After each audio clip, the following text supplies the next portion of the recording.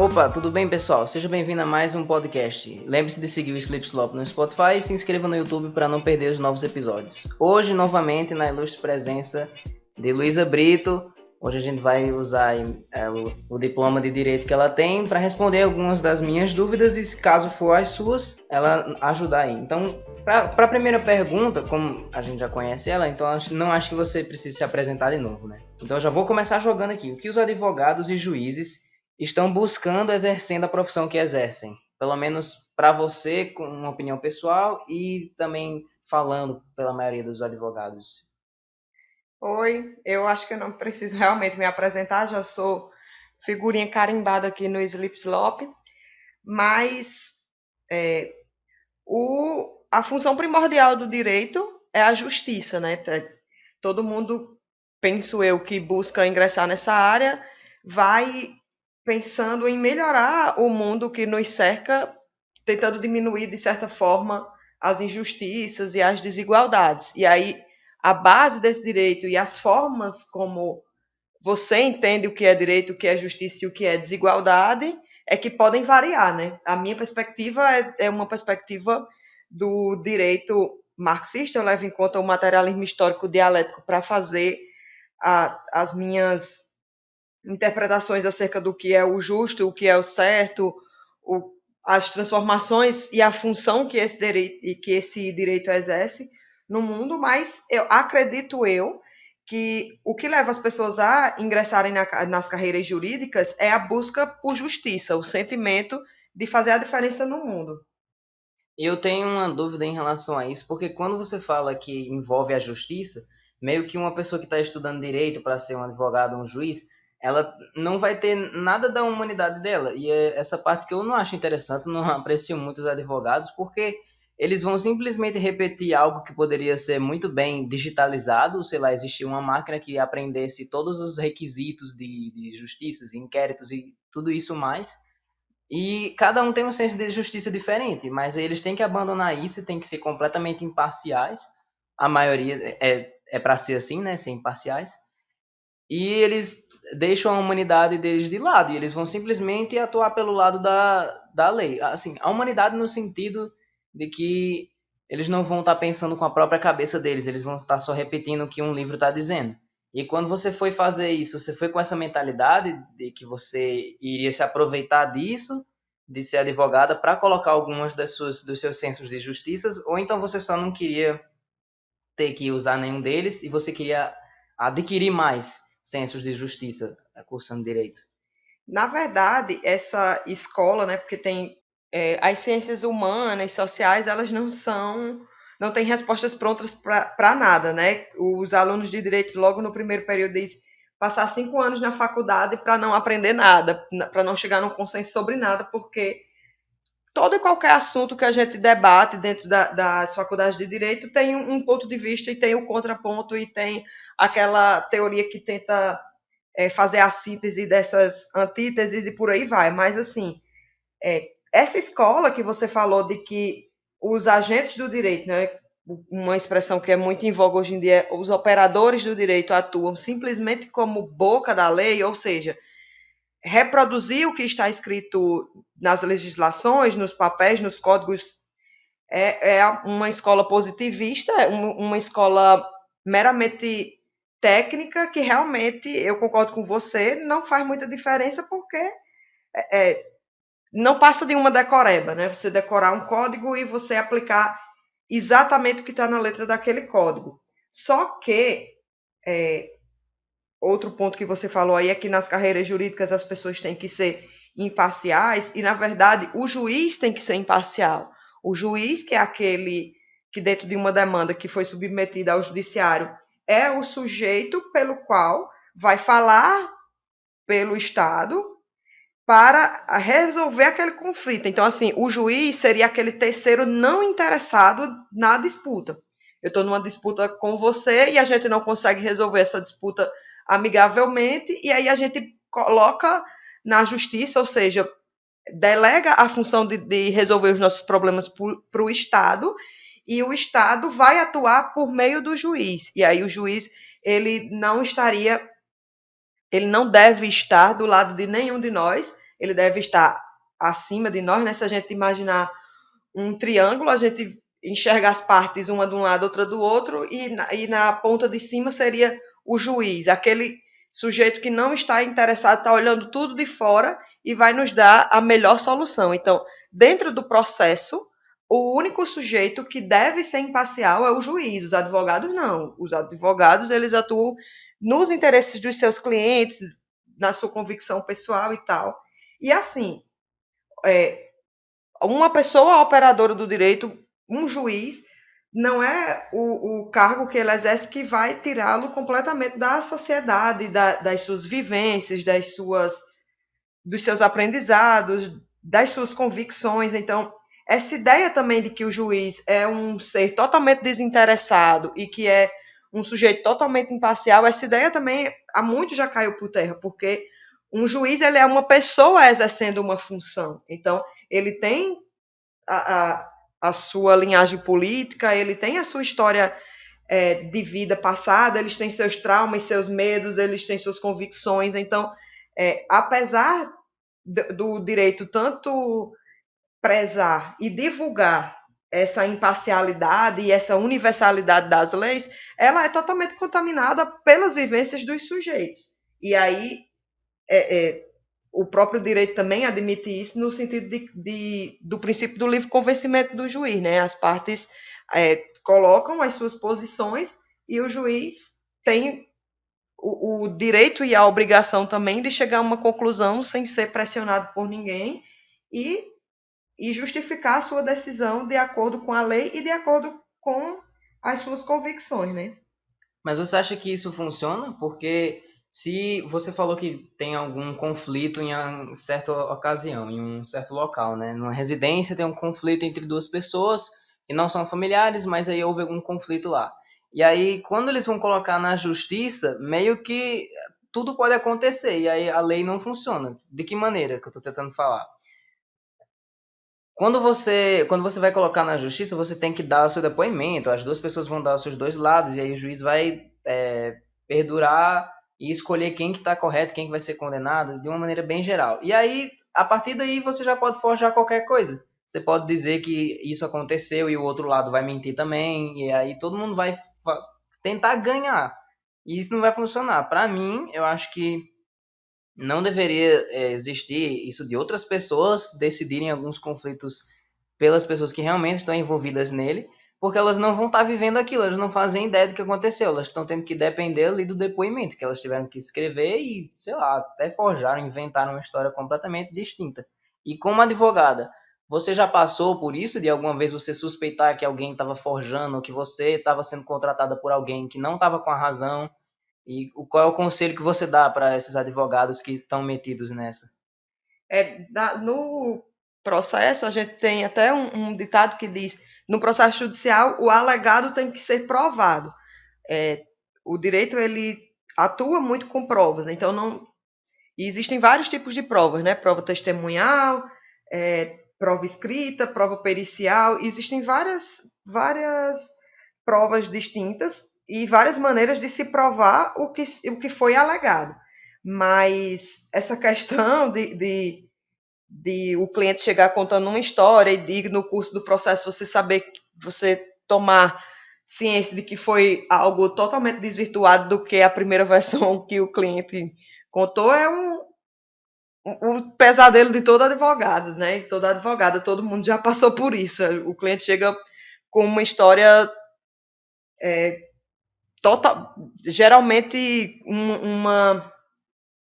uma história 100% favorável a ele, né? E depois, com o andar da carruagem, com as provas que a outra parte junta também, com as provas que a gente tem, nunca é 100% igual à primeira versão que o cliente contou, mas isso também faz parte da vida, né? Às vezes, um processo judicial também serve para ampliar a própria perspectiva dos sujeitos envolvidos também. Às vezes, as relações estão tão desgastadas entre elas que uma situação bem simples, que para quem está enxergando de fora poderia achar que é simples, né? Para as pessoas não, porque ninguém chega na justiça dizendo também, ai, belo dia para eu processar alguém, porque um processo judicial ele representa um desgaste muito grande para as pessoas envolvidas, um desgaste financeiro, um desgaste pessoal, uma forma de ficar sempre revisitando problemas, porque um processo não se resolve do dia para a noite, geralmente levam anos, e aí você fica nessa pendência. Então, assim, um processo judicial não é agradável para ninguém. E essa ideia muito de que as pessoas entraram nesse processo mentindo e tal, eu sempre tento ponderar essa colocação, porque a gente acorda com vontade de ir à praia, de andar de bicicleta, correr, fazer uma coisa que é boa, que seja agradável. E um processo judicial não é lazer para ninguém. Então, se a pessoa se propôs a abrir um processo, a passar por todo esse É porque alguma coisa procedimento. estava dando muito errado, né? Esse procedimento é porque realmente algo estava lhe incomodando muito, ela estava realmente muito incomodada com aquilo e resolveu é, é, ativar essa máquina, né? A máquina do direito. Eu vou voltar um pouquinho àquela questão que você falou sobre os juízes e da imparcialidade, e você falou sobre as experiências de vida, das conquistas que ele quis ter, dos objetivos, e isso me fez pensar na parte das pessoas que não estão nem aí com a justiça, não querem tentar trazer um mundo melhor, e sim só estão querendo o salário. Como é que isso funciona? Porque para você ser juiz, obviamente você só não pode, vou ler tal livro e pronto, vou estudar e ganhar um monte de dinheiro.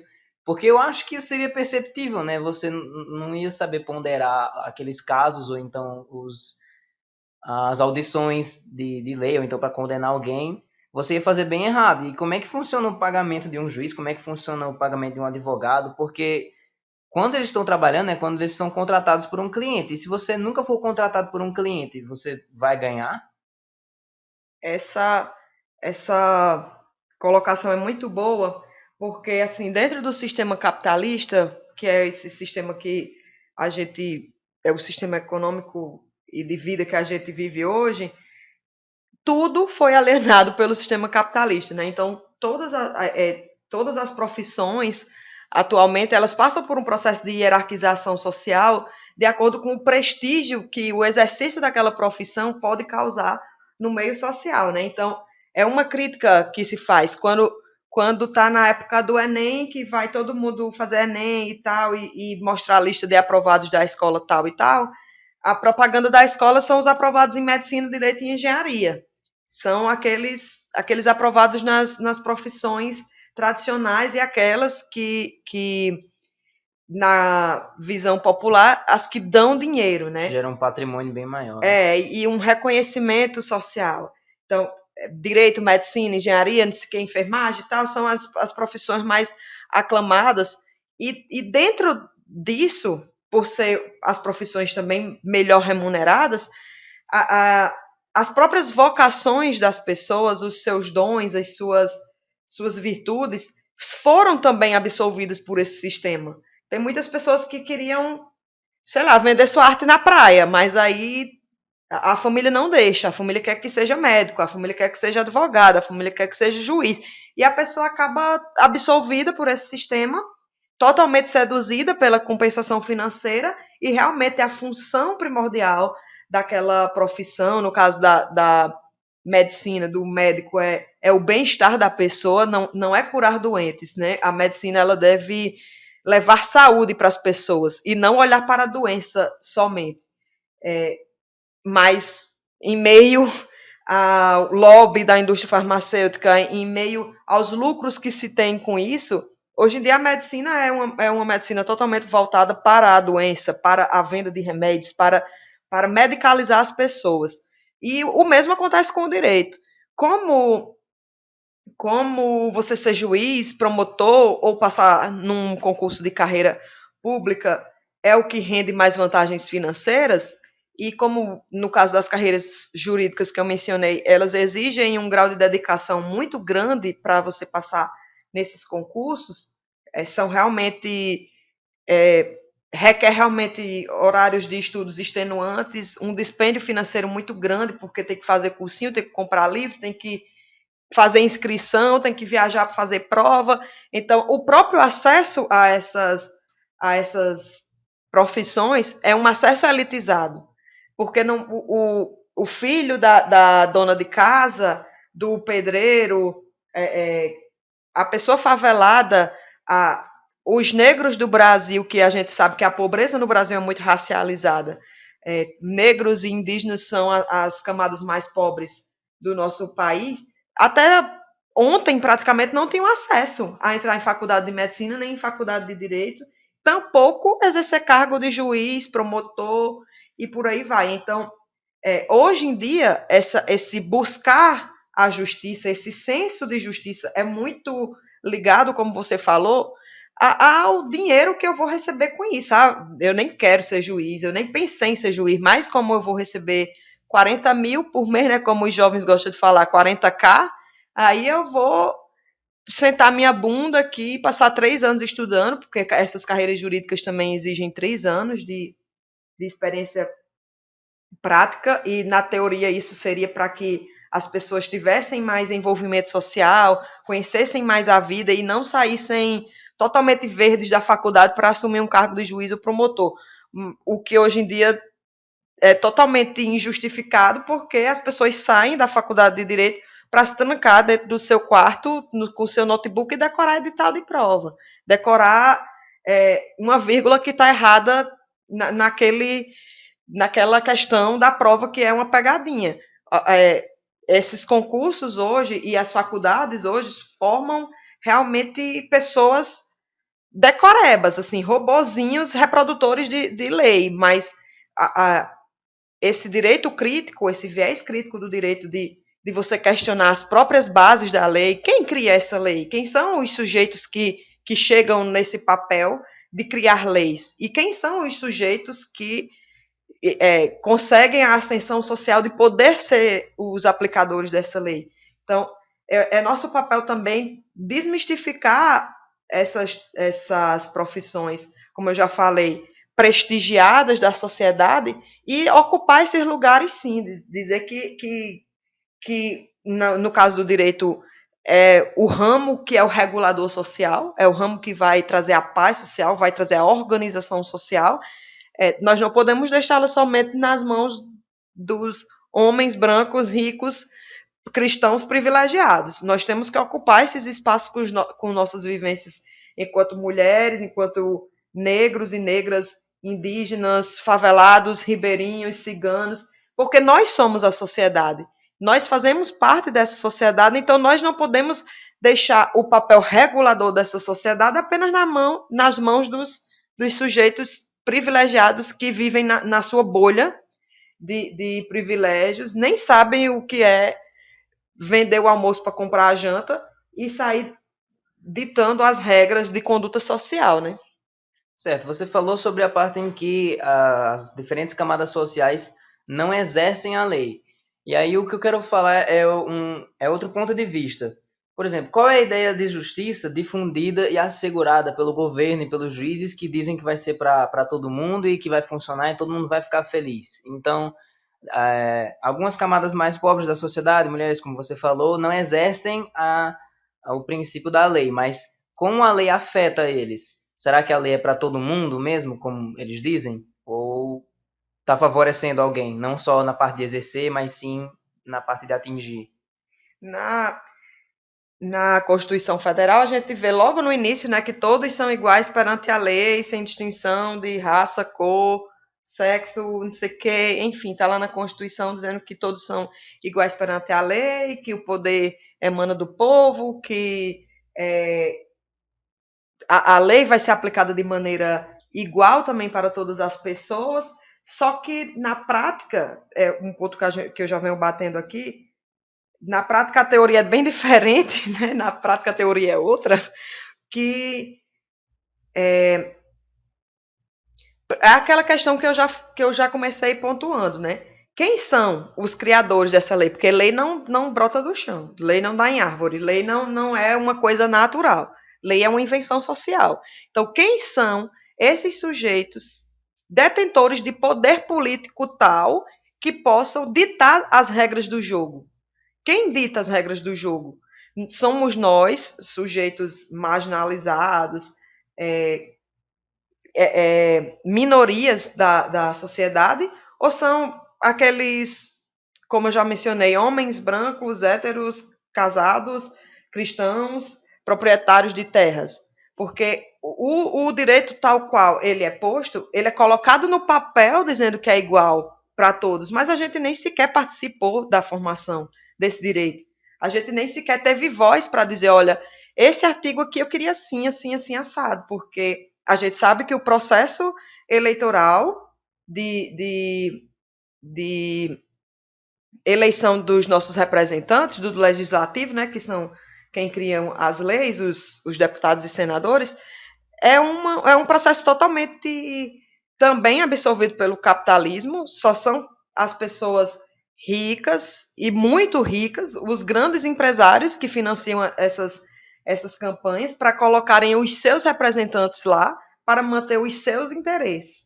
E aí, no papel, eles colocam que o direito é para todos, mas na prática, toda essa máquina opera para nos domesticar e para conseguir manter os privilégios desses sujeitos que, desde o processo de criação, foram os privilegiados. Eu não sei se você lembra daquela parte quando a gente vai estudar a Revolução Francesa, que a Revolução Francesa inspirou todos os códigos do direito moderno, aqui, pelo menos do lado ocidental, que Napoleão diz: a Revolução Francesa é uma revolução da burguesia para a burguesia. E aí já diz tudo, né? E a Revolução Francesa mudou realmente todas as estruturas da França, e nós herdamos isso. Nossos códigos são totalmente inspirados nos códigos franceses e nos códigos europeus, que também que foram dessa época.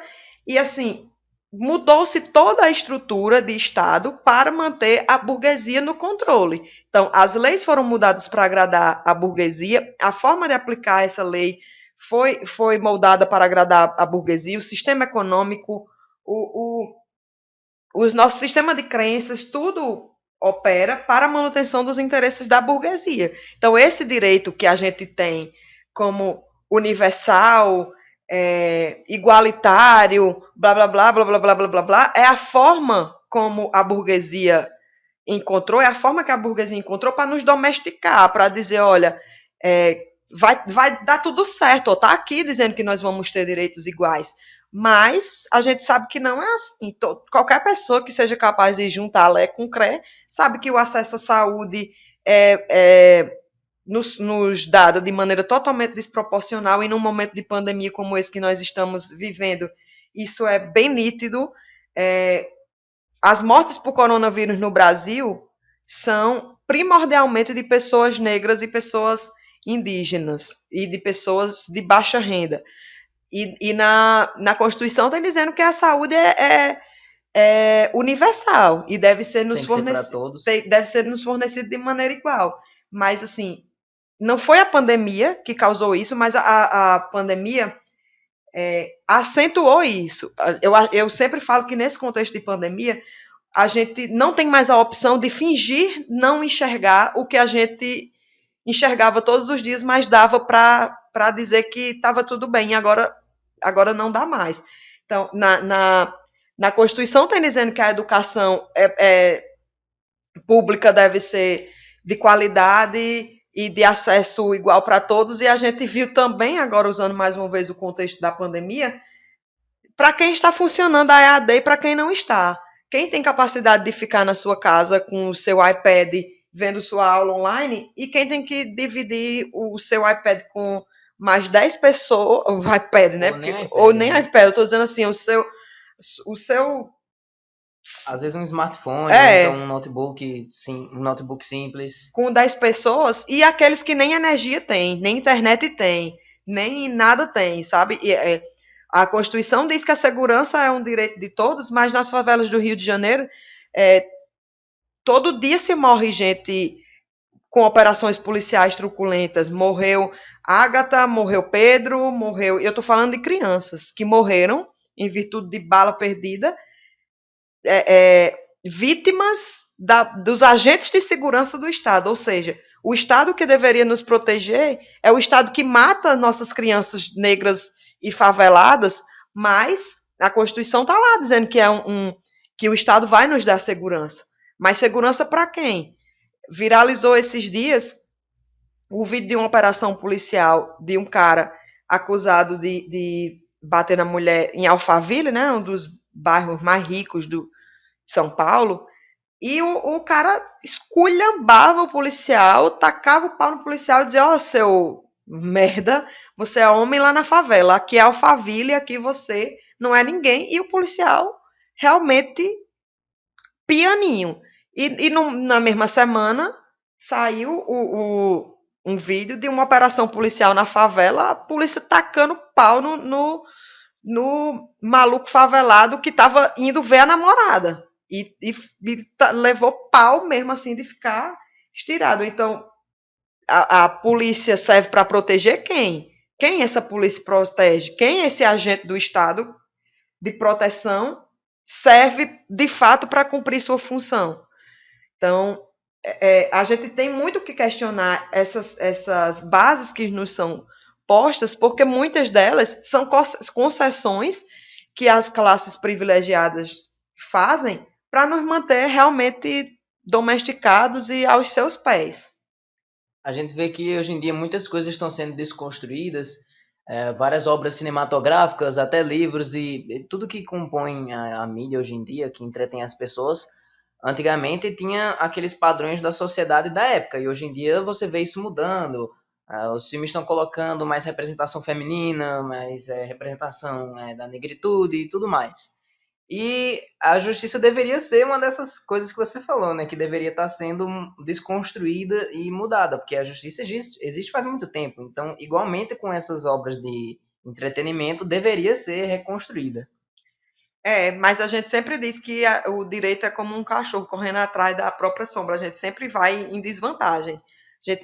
As mudanças sociais acontecem primeiro para depois o direito se moldar a essa transformação. Aí soma-se a isso o processo extremamente burocrático de criação de leis, aprovação e tal. Então, por exemplo, nos crimes digitais, nos contratos virtuais e tal, o direito tá anos-luz de atraso, sabe? Assim, a nossa própria essência burocratizada nos impede de acompanhar esse ritmo tão intenso que a sociedade moderna nos exige. A gente vai mudar um pouquinho o assunto agora, mas não fugindo tanto, né? Quando a gente sai dessa questão de processos e tal, envolve algo mais sério, por exemplo, o acontecimento de crimes, das pessoas cometerem crimes. Minha opinião aqui na Lata, eu não acho que prisões deveriam ser algo, eu não acho que prisões deveriam existir, porque isso segue simplesmente do princípio de você fez uma coisa errada, então você vai ser distanciado da sociedade. E isso em qualquer nível de gravidade. Se existe um serial killer e ele cometeu vários crimes, ele é com certeza uma pessoa doente. Então, ser mantido preso, e principalmente no Brasil, né? Se você for considerar as prisões aqui no Brasil, com certeza não vai ser um ambiente em que ele vai se curar. E eu acho que não é nem isso que eles veem, a galera do governo e o pessoal que apoia bandido bom é bandido morto. O que eles querem é que realmente eles tenham condições ruins de vida quando eles serão presos, que é para justamente ter uma ideia de karma, de vingança, de finalmente você teve o que você mereceu, e eu sou totalmente contra isso.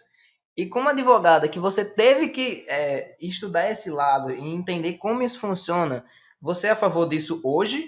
Ou você ainda acredita que quando alguém comete alguma coisa errada a nível de sociedade, é um delito grave, então existe um tempo que a pessoa tem que ficar pensando no que você fez, é algo bem infantil, na minha opinião. Não sei se você tem alguma coisa para desconstruir essa minha ideia, porque eu sinceramente não faço ideia de por que isso existe.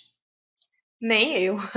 Agora a gente vai entrar com a palavra do abolicionismo penal aqui, que o abolicionismo penal ele é uma das formas, uma das formas de se criticar o sistema de justiça penal, e a gente volta lá para aquele ponto de discussão também, porque crimes também não nascem do chão. Condutas criminalizáveis são ditas como crimes, são construídas enquanto crimes. Tanto é que, com o passar dos anos, coisas que antes eram tidas como crime, por exemplo, a homossexualidade, durante Olha isso. muito tempo foi vista como crime. Hoje em dia, em muitos lugares, é crime a homofobia, ou seja, o preconceito contra homossexuais e pessoas LGBTQI+, né? Mas eu dei esse exemplo justamente para a gente repensar um pouco essa ideia de crime enquanto algo natural. Crime não é algo natural. O que é crime e o que não é crime é uma construção social. E essa construção social, esse nível de reprovabilidade de uma conduta a tal ponto que ela seja taxada de crime, ela passa por aquelas estruturas de poder que a gente já comentou lá atrás. São um determinado uma determinada parcela bem restrita da sociedade que tem o poder de dizer o que é crime e o que não é. Tanto isso é verdade que o nosso sistema penal brasileiro, o nosso Código Penal, que é de 1940, é sempre bom lembrar, é um código que trata, na sua ampla maioria dos casos, de crimes contra o patrimônio. Como assim? Crimes contra o patrimônio roubo, furto, dano, tudo que envolve patrimônio e o atentado ao patrimônio de alguém, ou seja, a defesa da propriedade privada é o que mais marca o nosso Código Penal. A maioria das condutas que são tidas como crime no Brasil são relacionadas ao patrimônio e não à vida das pessoas. Então, fica bem evidente, ao menos para mim, que a criminalização já parte de um processo de divisão de classes. Porque, e aí eu vou tentar dar uma explicação bem rápida de uma parte que é bem sensível para a gente dar, que é adepto da criminologia crítica e do abolicionismo penal, que, assim, o processo de criminalização, ele segue por duas fases. A criminalização primária e a criminalização secundária. A criminalização primária seria justamente o processo de eleger aquilo que é visto como crime, ou seja, transformar uma conduta num crime e atribuir a ela uma pena. E a criminalização secundária é a gente aplicar esta lei que considerou crime uma conduta ao criminoso. Ou seja, eu, Luísa, advogada, branca, classe média e etc., saí por aí com 10 gramas de maconha no bolso. Paulo, vamos imaginar que Paulo seja um jovem negro que mora na favela. No contexto de Caicó, vamos dizer, sei lá, João 23, favelado, negro e tal, está com as mesmas 10 gramas de maconha. Numa operação policial, numa batida policial, e eu estou falando isso com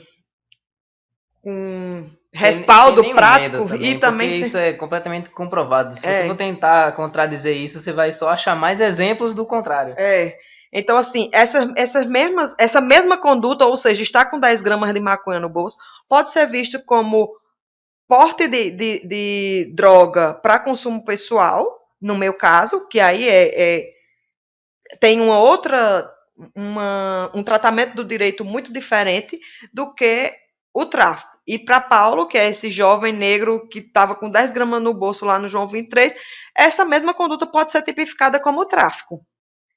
E a criminalização primária ocorreu, né? Ou seja, dizer que é errado você portar uma substância ilícita, mas a criminalização secundária, ou seja, a aplicação dessa lei para um agente específico, ela tem também contornos totalmente seletivos. Para o jovem branco que é pego com maconha ou com qualquer outra coisa, ele é o coitado, um viciado, um irresponsável, uma boa pessoa e tal, mas o favelado não tem essa mesma condição de ser visto assim pela sociedade. Ele é um traficante, ele é um bandido, ele tem que ser preso. Então, assim, o sistema penal, ele, por essência, é um sistema totalmente seletivo.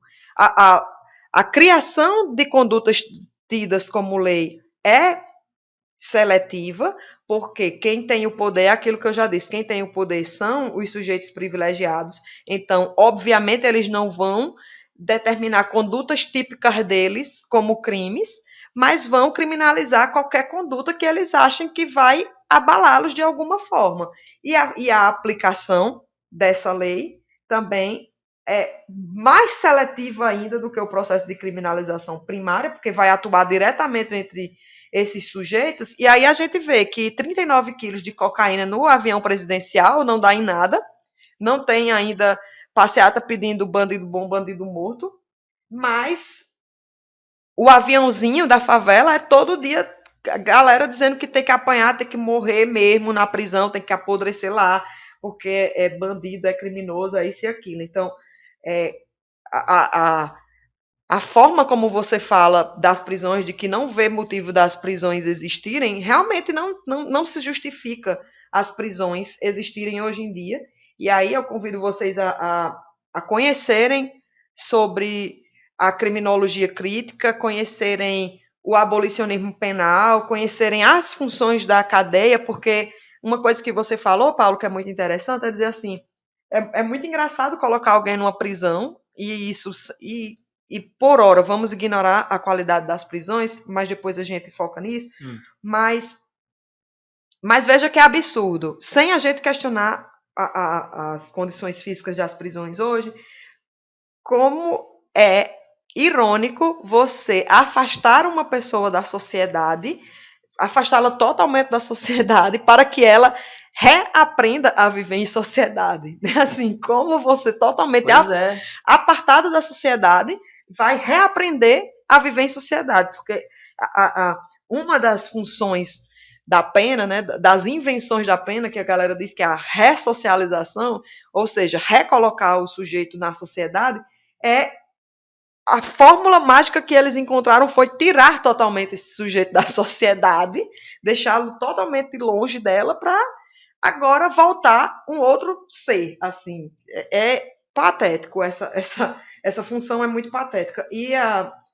Mas focando agora sim na função das prisões brasileiras, que são prisões que o próprio STF, né, o próprio Supremo Tribunal Federal, disse que operavam num completo estado de coisas inconstitucionais. Ou seja, o Supremo Tribunal Federal reconheceu que as prisões brasileiras elas são totalmente incapazes de cumprir aquelas funções de ressocialização, todas aquelas ilusões que a gente tem. Reabilitação, ressocialização, reeducação, porque, na verdade, o que as prisões são violadoras de direitos humanos dos presos.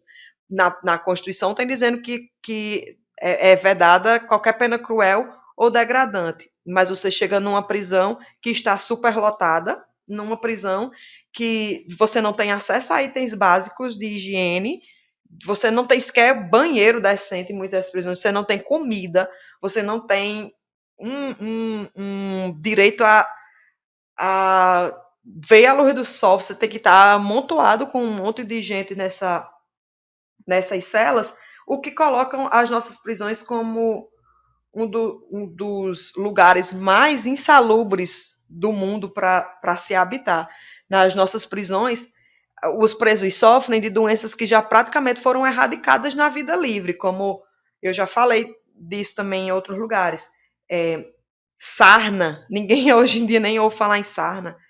Tuberculose, que está voltando agora para a sociedade por causa do movimento anti-vacina, mas assim, quando estava praticamente erradicada aqui fora, os presos morriam aos montes de tuberculose. O nosso sistema prisional é um sistema totalmente insalubre. E a Constituição veda isso. A Constituição veda totalmente as penas degradantes e cruéis. Mas é só isso que a gente enxerga lá dentro. É um sistema tão abandonado pelo Estado, o Estado perdeu tanto essa sua capacidade de punir, que as pessoas, quando entram lá nas prisões, elas têm que se associar a ao que o pessoal adora denominar de crime organizado para se manter viva.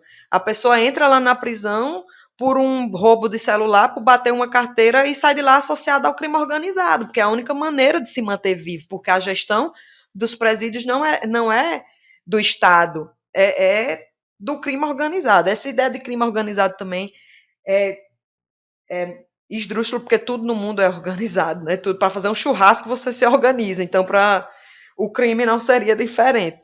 Qualquer coisa é organizada. Os próprios termos que o Estado usa para falar do crime são termos totalmente deslocados da realidade. Eu acho que é mais para separar a gravidade dos crimes, de, tipo assim, se envolver uma quadrilha, ou então. Porque eu acho que essa ideia de crime organizado é mais quando ele inclui uma seriedade de processos e, tipo assim, existe uma certa operação que aconteceu em tal lugar e essa operação aconteceu de novo em tal lugar. Tipo, dando um exemplo bem comum aí, que é a Casa de Papel. Eu acho que essa era a diferença de tipo, alguém roubar uma loja e alguém fazer a operação de La Casa de Papel. Aí acho que é aí que eles separam, de La Casa de Papel ser um crime organizado e roubar uma loja não ser. Mas isso também é interessante, Paulo, porque a gente muitas vezes olha para atos criminosos hoje tidos como crimes, por exemplo, como um estupro de vulnerável. Eu vou usar um exemplo dois colegas de faculdade que o rapaz, de alguma forma, embebeda sua colega de classe, coloca droga, coloca qualquer coisa na bebida dela, ela acaba ficando desacordada, eles acabam transando, e aí sem o consentimento dela, né? Ela estava tão bêbada ou tão drogada que estava incapaz de manifestar o seu livre consentimento para aquele ato. E aí isso é tido como estupro no Brasil. Só que quando isso acontece nas caloradas da USP, e infelizmente é realidade de todas as universidades brasileiras, dado o machismo e o patriarcado que operam, quando isso acontece, quando a mulher resolve denunciar e tal, a primeira coisa que se diz é que ela vai destruir a vida dele, que a prisão não é lugar para aquele sujeito nossa, poderia ser resolvido de outra forma What the isso. fuck? E aí, quando é o batedor de carteira, o rapaz que furtou o iPhone do Playboy, a galera diz, meu amigo, tem que ser preso mesmo, tem que ser preso mesmo para deixar de ser malandro e tal. Sendo que a própria sociedade divide entre aqueles que a prisão é um lugar para eles e aqueles que a prisão é um não lugar. Aquele que a prisão só iria destruir a vida dele e ele poderia aprender de outras formas, frequentando curso, frequentando, é, levando carão do pai, levando esporro da mãe, por aí vai. E enquanto o jovem favelado tem que ser preso, tem que reduzir a idade penal para poder cada vez mais cedo jogarem as nossas populações criminalizadas, vulneráveis, dentro desse covil que são nossas prisões. As nossas prisões são realmente uma máquina de moer gente, de matar gente, e não é qualquer pessoa que a prisão mata e moe. Como eu já disse, o sistema penal altamente seletivo tem um público-alvo marcado, que é o público, a população negra, a população pobre, a população favelada, os marginalizados de nossa sociedade. Esses, sim, são o alvo do sistema penal. O sistema penal não é para qualquer um, não. Até porque, tipo, um exemplo dos crimes que acontecem aqui no Brasil, você não pode nem caracterizar como de maldade, porque as pessoas elas tiveram que ter sido afetadas para fazer as coisas que elas fazem. Então, essa galera aí que é presa por motivos bem simples e mediondos, acho que é porque elas foram afetadas de alguma maneira, como você falou inicialmente, pelo capitalismo, e isso acaba afetando elas, então elas precisam. Tem aquela questão que você falou há bastante tempo sobre bagatela, e isso deveria ser considerado, isso deveria ser ponderado. E essas pessoas, é aquele ditado, né? Essa galera que não quer ser presa e que a vida ia ser destruída, tipo, se um problema não, se não é comigo, então não é problema meu, e aí já não quer saber. E, por exemplo, na Finlândia, não tenho tanta certeza, então se eu estiver falando merda, não é com propriedade. Se eu não me engano, era na Finlândia, em que a educação gratuita era tipo de extrema qualidade. E aí o indício de criminalidade era muito pequeno, porque quando eles mostravam fotos das prisões, você ficava se perguntando, nossa, esse hotel é aonde? Porque era uma qualidade muito boa. Tipo assim, eram 2 quartos e camas completamente limpas e todos os locais limpos, aí um banheiro fechado, tudo certinho. Você achava que era tipo um quarto de hotel, mas na verdade era uma cela para 3 ou 2 presos utilizarem. E, sei lá, num cubículo de 2 metros quadrados aqui, aí cabe 17 pessoas. E tem essa questão. Se você prestar atenção, Paulo, se você observar direitinho, a prisão ela se torna mais importante, mais necessária, e as pessoas clamam mais por prisões justamente nos lugares onde as desigualdades sociais elas são maiores. Basta observar que a população carcerária maior do mundo é nos Estados Unidos. Os Estados Unidos é o país onde tem mais desigualdade social. Então, precisa-se tirar esse exército de reserva, ou seja, esses pobres de circulação. E aí se joga dentro das prisões para morrer lá, para tirar de cena, para jogar o problema para debaixo do tapete, para não ir realmente na chaga dessa sociedade que é a exclusão social, a desigualdade, a total ausência de distribuição igualitária de rendas. Então, a prisão se faz tão mais necessária nos lugares onde o, o capitalismo, em sua face mais cruel, opera. Então, e não é à toa também que nós, brasileiros, temos a terceira população carcerária maior do mundo. Nós ocupamos o terceiro lugar nesses níveis horrorosos de encarceramento em massa da população. Vou só contar meio que uma história para dar um exemplo antes de eu seguir para a próxima pergunta, que é, não sei se vocês que conhecem, que estão ouvindo aí, não sei se vocês conhecem, mas existe uma franquia cinematográfica chamada The Purge, e em português é Uma Noite de Crime, vocês já devem ter ouvido falar. E uma das coisas que eu tava percebendo na série é que ela foca muito bem. O contexto é basicamente um enredo, tem uma noite no ano em que o governo deixou permitido, durante as 12 horas da noite, qualquer crime ser permitido, qualquer pessoa fazer. E aí, quando acabava esse tempo, as leis voltavam tudo ao normal, mas por esse período não existiam leis. E aí, o que que acontecia? Você coloca esse enredo em todas as camadas sociais para você ver as opressões e as injustiças que as pessoas carregam e querem usar para oprimir as outras. Por exemplo, tinha uma questão em que no meio do ano, por exemplo, isso acontecia lá por abril, sei lá, e aí no fim do ano, no meio do ano, eles faziam, os juízes ou então policiais, eles deixavam alguns presos de supervisão, deixavam um caso aí para eles ainda avaliarem, só que o que eles faziam? Eles só esperavam da data que não existiam mais leis para eles fazerem fila e matar todos os bandidos. Ou seja, a série estava realmente deixando explícito o racismo e o preconceito que essas autoridades têm.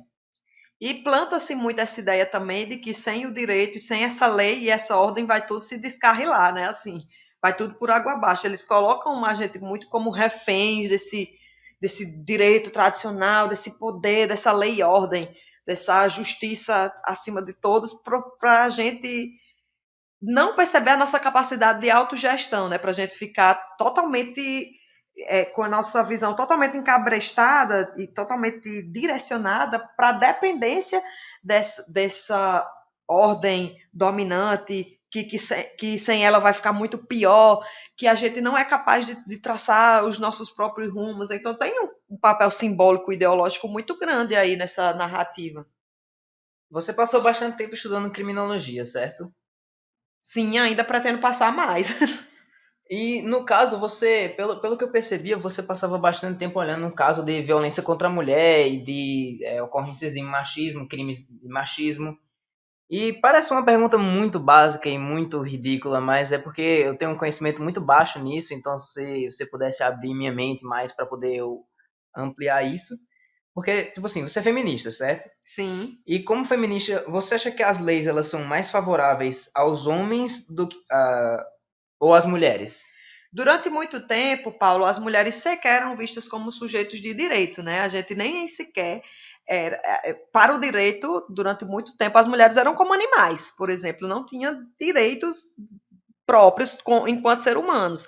Escravos também. Então, tem esse momento em que da vida humana em que vários dos seus sujeitos não eram tidos como aptos a terem o direito ao seu favor. Com as mulheres foi igual, as mulheres, depois de muito tempo, foram que conseguiram direito a voto, nós mulheres,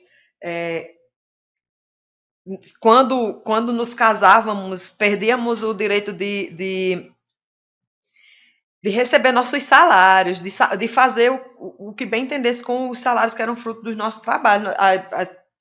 Também não tínhamos direito de trabalhar fora de casa. Então, assim, o direito durante muitos anos operou e opera hoje também como um opressor das mulheres, como uma máquina de domesticação dessas mulheres e de subordinação. Subordinação é a melhor palavra. O direito operou muito nesse sentido de colocar as mulheres num local de inferioridade, de sujeição aos homens, e parará, e toda essa história que a gente já conhece. Então, tanto é também que nós mulheres ocupamos muito, em muito pouco grau, os altos cargos do sistema de justiça.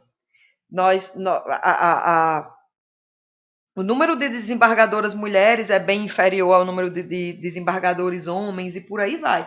Então, o direito, como eu já disse, não é uma coisa apartada da sociedade. Ele é aplicado e criado por sujeitos da sociedade e, como tal, ele sofre completa interferência desse machismo e desse patriarcado que opera na sociedade. E uma coisa também que eu gosto sempre de lembrar para todo mundo é que na época em que houve o maior número de julgamentos em massa, assim, na Idade Antiga e tal, foi na época da caça às bruxas, e o público-alvo eram mulheres. As mulheres que eram queimadas na fogueira, as mulheres que eram as criminosas, as que eram as perigosas. Então, assim, o direito sempre se voltou muito para a mulher como aquele ser perigoso, como aquele ser indomável, e depois, com o passar dos anos, ele tem uma visão muito dual das mulheres. Ou coloca a mulher como coitadinha, que não entende nada da vida e não é capaz de escolher a sua vida, os rumos da sua existência, ou é vista como a bruxa malvada que vai destruir tudo. Então, o direito tem essa defasagem de enxergar as mulheres enquanto sujeitos da sociedade capazes de escolherem o seu destino, assim. Nós mulheres temos muito ainda que pautar o nosso lugar dentro desse direito. Um dos estudos que eu faço também é de colocar uma mudança da episteme, ou seja, do ponto de vista do direito também, de colocar esse sujeito universal. Quando a gente fala muito o direito é imparcial, é universal, o sujeito universal do direito é o homem branco. O sujeito universal do direito, ou seja, essa operação imparcial do direito não é em prol das camadas minoritárias da população. E aí, minoritárias, é sempre bom frisar que não é minoritária em número quantitativo, ou seja, não é que mulheres, negros e indígenas sejam minoria da sociedade em tamanho, em números concretos, e sim em influência do poder, em exercício de poder. Nós somos minorias porque nós não temos espaços de poder que sejam comparáveis a desses homens brancos, proprietários de terra e por aí vai. Então, nós, mulheres, ainda operamos enquanto minoria dentro do direito. Você percebia isso quando você estava estudando direito? Você percebia essas injustiças?